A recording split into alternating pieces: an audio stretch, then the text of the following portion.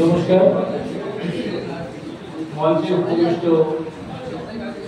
আমার মাঝে স্থানীয় এবং কয়েকজন আমার বোনের মতো তারাও রয়েছেন, সবাইকে আমি যথাযথ সম্মান জানাচ্ছি এবং যাকে আমরা সভামুখ করেছি তিনি তো আমার মা বটেই, কারণ ওর ছেলে আমার বন্ধু এবং ওদের বাড়িতে কতবার যে খেয়েছি মানে ছাত্রাবস্থায় এবং কত বদমাইশি করেছি, মার খেয়েছি তার ঠিক নেই। মারেনি অবশ্য, কিন্তু মারের থেকে বেশি খুব ভালো করতে পারত।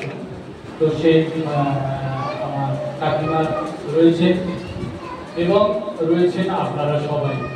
এখানে যত মুখ দেখতে পাচ্ছি প্রত্যেকটা মুখ হচ্ছে ভালোবাসার মুখ। প্রত্যেকেই আমাকে এবং শুধু আমাকে নয়, আমাদের পত্রিকাকে ভালোবাসেন বলেই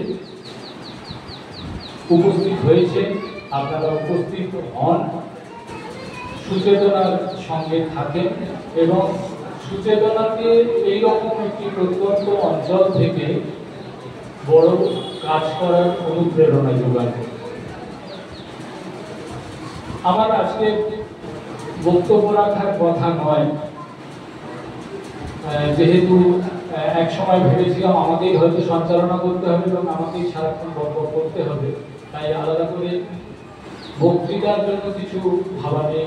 শুধু যে কথাটি বললো, এই কাজটি করতে গিয়ে আমরা কোন কোন সমস্যার মুখে পড়েছি সেই সম্পর্কে সামান্য দু চার কথা বলবো। সমস্যা, যে কোনো কাজ শুরু করলে প্রথমে মনে হয় বিপুল সমস্যার মধ্যে পড়লাম। আর আরেকটা জিনিস যেটা মনে হয়, আমাদের প্রায় প্রত্যেকটা লেখক প্রথমে যে কথাটি বলেন, আমাদের সঙ্গে যারা পরিচালক রয়েছেন তারা যে কথাটি বলেন যে এই বিষয় নিয়ে এত কি লেখার মতো কি আছে। এবং আমরা আরো একটা জিনিস বলতে চাই, আমরা কিন্তু আমি অন্তত বা সুচেতনার যারা মূল পরিচালক, তারা কোনো একটা বিষয়ে বিরাট পাণ্ডিত্য অর্জন করার পর সেই বিষয় নিয়ে একটা সংখ্যা করতে চলেছে এমন কিন্তু ঘটনা ঘটে না। আমরা একটা বিষয়কে ধারণ করি, একটু সেই সম্পর্কে আগ্রহী হই, তারপর সেটাকে নিয়ে নিজেরাই চর্চার মধ্যে ডুবে যাই, ক্ষেত্র সমীক্ষার মধ্যে ডুবে যাই এবং প্রত্যেকের সহযোগিতা নিয়ে আমরা একটা সংখ্যা করার দিকে এগোই এবং শেষ পর্যন্ত অবশ্যই হাবুডুবু খাই কতটা রাখবো আর কতটা বাদ দেবো এই বিষয়ে। এটা সব থেকে বড় সমস্যা। প্রথম মনে হয় যে কি হবে, তো 3 মাস 4 মাস হবে কিনা সন্দেহ, তারপর দেখা যায় যে কোথায় গিয়ে থামবো শেষ করা যাচ্ছে না। আমরা খুব মানে এবারে খুব কড়াভাবে ভেবে রেখেছিলাম যে সংখ্যাটাকে বেশি বড় হতে দেব না, যাতে খরচ একটু কম রাখা যায় এবং পরবর্তী সংখ্যা আমাদের ঘোষিত একটি সংখ্যা রয়েছে, সেটা হচ্ছে বাংলার যাত্রাগান বিষয়ক একটি সংখ্যা করার জন্য। তো সেই সংখ্যাটাকে আমরা একটু পিছিয়ে দিয়ে আমরা নিম্ন সংখ্যা করেছি এবং অত্যন্ত আনন্দিত যে রকম একটি সংখ্যা করতে গিয়ে আমরা অনেক কিছু শিখতে পেরেছি। আমার পূর্ববর্তী বক্তা, আমাদের প্রথম সম্পাদক এবং বর্তমান উপদেষ্টা সুকান্তদা অনেক কথাই বলেছেন এবং সত্যি সত্যি এই যে দেবতা, এই যে এতখানি সাম্যের দেবতা, এই ধারণাটা আমার মধ্যে কাজ শুরুর আগে ছিল না। আমাদের মধ্যে যারা রয়েছেন, অনেক বড় গবেষক রয়েছেন, সঞ্জয়দা রয়েছেন, দেবীদা রয়েছেন, তারা অনেক আগে থেকে এই চর্চা করছেন, এক একজনের 30-40 বছরের অভিজ্ঞতা এই বিষয়ে। তো সেটা বাদ দিলেও অলোকবাবু রয়েছেন, অলোক শর্মা রয়েছেন, এরকম অনেক মানুষ রয়েছেন যারা দীর্ঘদিন কাজ করেছেন। ব্যক্তিগতভাবে আমার কিন্তু অভিজ্ঞতা খুব কম ছিল এবং এতটাই ঋদ্ধ হয়েছে এই কাজটি করতে গিয়ে যে আমার অনেক ধারণাই পাল্টে গেছে। তো প্রথমে আমরা কাজ করতে গিয়ে যেটা দেখেছি প্রায় সবার মুখে, যে এটা তো মুসলমানদের দেবতা, তারা পুজো টুজো করে না বলে এখন দায়ে পড়ে আমরা পুজোটা করি, এরকম একটা ব্যাপার। প্রথমে মনে হয়েছিল সত্যি তাই, যে একটা মুসলিম দেবতাকে মুসলমানরা পুজো করছে না, শুধু সেই কারণেই আমরা এই পুজোটাকে ধরে রেখেছি, এটা কোনো অন্য কোনো কালচারের মধ্যে যুক্ত নেই। কিন্তু সেই ধারণা আস্তে আস্তে পাল্টেছে। কেমন হয়েছে সে বিষয়ে অবশ্যই আপনারা আগামীতে জানাবেন। আমরা বিস্তর সমীক্ষা করেছি এবং প্রত্যেকবারেই যা মনে হয় যে সমীক্ষা অনেক ফাঁক রয়ে গেল, অনেক বাদ পড়ে রয়ে গেল।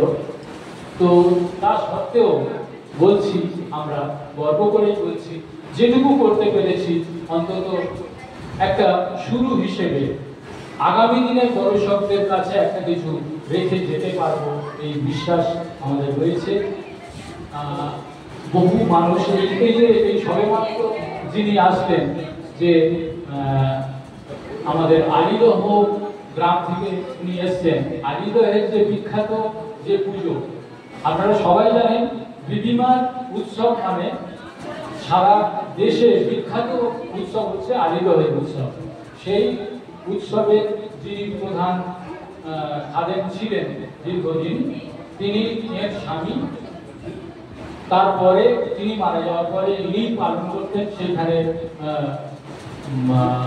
খাদেমগিরি করেছেন।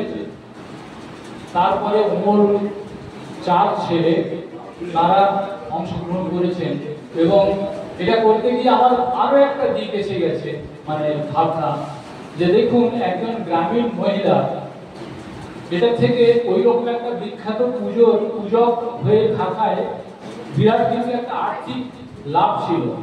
এবং আপনারা হয়তো অনেকে জানেন যে ওখানে এখন যারা পূজক হয় তারা কিন্তু বেশ কিছু টাকা ওখানে দিয়ে পূজক হয়, এরকম একটা ব্যাপার আছে। মানে অনেক টাকা চাঁদা ওই মন্দিরকে দিতে হয়, যদিও মন্দির পরিচালনার জন্য সেটা প্রয়োজন, সেটা মানছি। তার মানে সেখান থেকে একটা উপার্জন আছে বলেই তো অন্যরা অনুপ্রাণিত হয়ে সেখানে যাচ্ছেন, মানে সেখান থেকে আয় করার জন্য। তো সেখানে স্বাভাবিকভাবে এর ছেলেরা সেখানে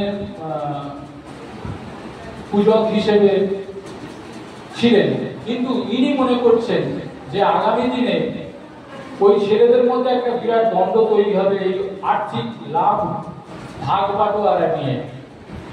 সেই ছেলেদের মানে রক্ষা করার জন্য, ছেলেদের আগামী দিনের এই দ্বন্দ্ব থেকে সরিয়ে আনার জন্য উনি সমস্ত যে ওনার যে অধিকারটা, সমস্ত অধিকারটাকে ত্যাগ করেছেন, এবং উনি সেই যারা আয়োজক তাদেরকে বলেছেন যে আমার ছেলেদের দেখো না, তোমরা অন্য কাউকে রেখে দাও, দিকে নাও।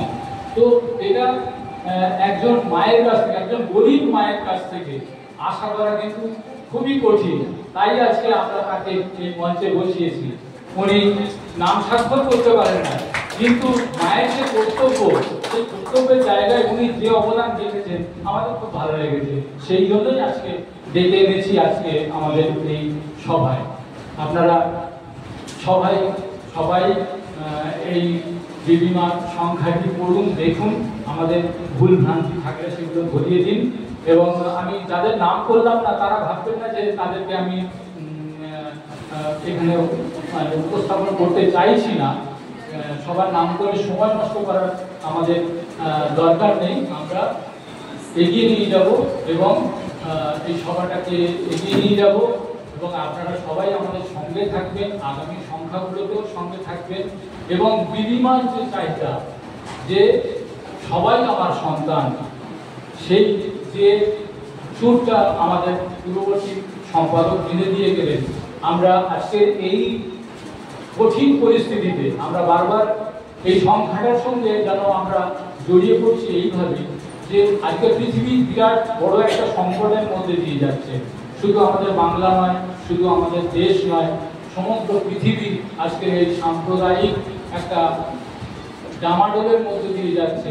সেখানে আমাদের হাতে রয়েছে এমন একটা অস্ত্র, যিনি আমাদের সবার মাথায় হাত রেখেছেন।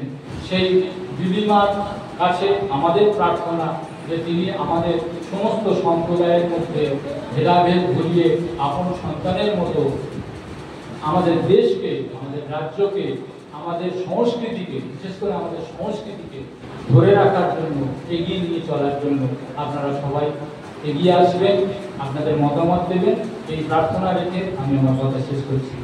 নমস্কার।